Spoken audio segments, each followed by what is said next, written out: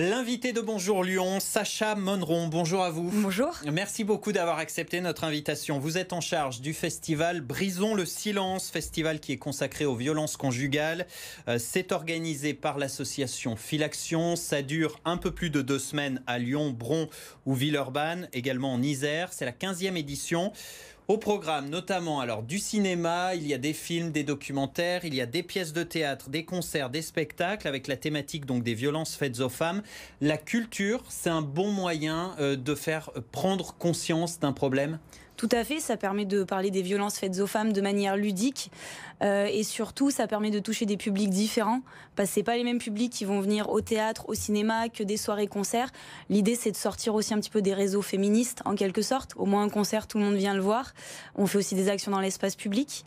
Et je voudrais préciser une chose, ce festival il a lieu maintenant, c'est à l'occasion du 25 novembre.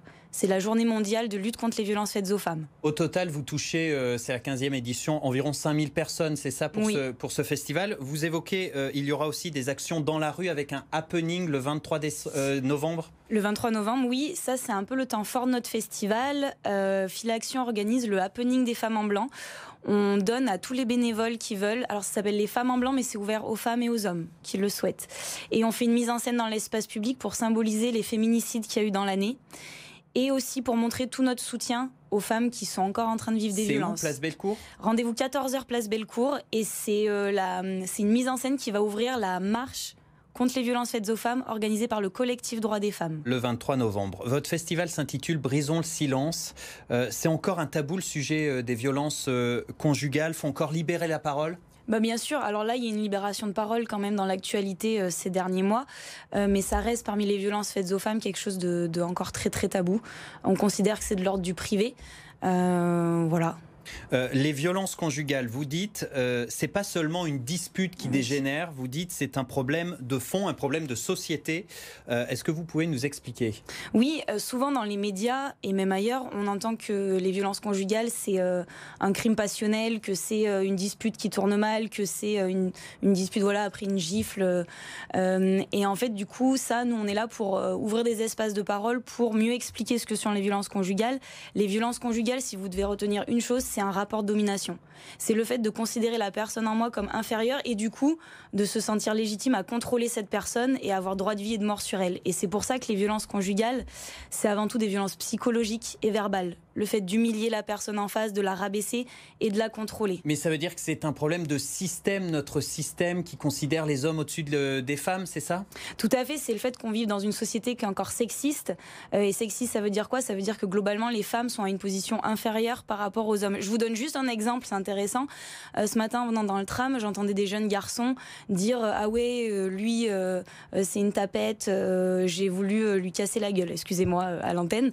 La question qu'on doit se poser, c'est comment est-ce qu'on en arrive à éduquer aujourd'hui nos petits garçons avec des modèles de virilité qui légitiment la violence. Il faut en arriver à diversifier les modèles de virilité qu'on propose. Donc la solution, c'est l'éducation. Tout à fait. Vous faites des actions dans des classes, par exemple ? Oui, alors c'est le cœur des actions de prévention, des actions de Filaction. On est spécialisé dans la prévention. Donc on va auprès des jeunes dans les collèges, lycées pour parler des violences faites aux femmes, des violences dans le couple, par exemple. Ce qu'on leur demande comme question, c'est vous, est-ce que vous trouvez ça, par exemple le téléphone portable, est-ce que dans un couple on a le droit de contrôler le téléphone portable de l'autre ? Est-ce que vous trouvez ça normal que votre copain vous empêche de sortir entre copines le soir ?